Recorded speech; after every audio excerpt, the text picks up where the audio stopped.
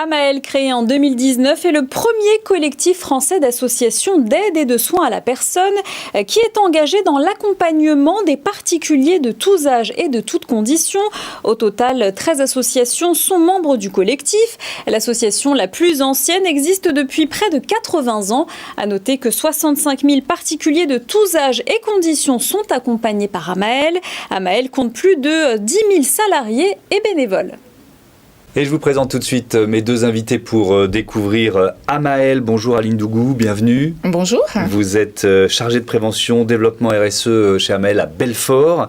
Et on est en visioconférence avec Aurélie Bloch, qui est ergothérapeute, responsable du service prévention au sein d'Amael à Alençon. Bonjour à vous aussi, bienvenue. Alors, il faut présenter Amael. On vient d'avoir quelques chiffres grâce à Malawi. C'est quoi? C'est un collectif d'associations, c'est ça? C'est ça. Donc, c'est un collectif qui a été créé en 2019 et qui réunit à ce jour 13 associations un petit peu partout en France, du côté de Nîmes, en Normandie et dans le Grand Quart Grand Est, en fait. Et donc, ces associations ont une activité en commun, celle de prendre soin des personnes à tous les âges de la vie, de 0 à 99 ans et même plus. Et donc, nous intervenons aussi bien au domicile que dans des structures avec des crèches pour les plus petits et des établissements pour les personnes âgées. Donc ce sont des associations, on est dans ce qu'on appelle l'économie sociale et solidaire, c'est ça? C'est ça, en fait, nous sommes des associations et nous avons des valeurs communes, nous avons des valeurs associatives et c'est ce qui nous réunit en fait, ça fait partie tout à fait de l'ADN d'Amael. Oui, donc on est aussi dans ce qu'on appelle le care, le prendre soin, comme vous dites en bon français. À quoi ça sert de se regrouper? J'imagine, vous pouvez mutualiser des projets, des investissements, à quoi ça sert? C'est ça, en fait, l'intérêt est de pouvoir donner de l'envergure à des actions que nous avons chacune dans nos propres associations.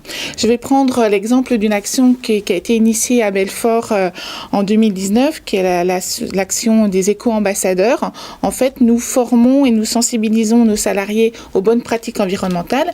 L'idée, c'est de prendre soin, bien sûr, à domicile des personnes. Et le prendre soin, c'est aussi lié à tout ce qui est l'environnement. Et donc, cette action initiée à Belfort, aujourd'hui, se démultiplie dans l'ensemble du collectif Amael et a permis de donner naissance à la publication d'un guide, donc le guide des bonnes pratiques environnementales, je vous le donne, voilà, qui a pu voir le jour grâce au collectif Amael. Moi, à Belfort, j'aurais pas pu éditer ce guide, ou si je l'avais édité, c'était pour toucher 350 salariés et 1000 bénéficiaires. Ouais.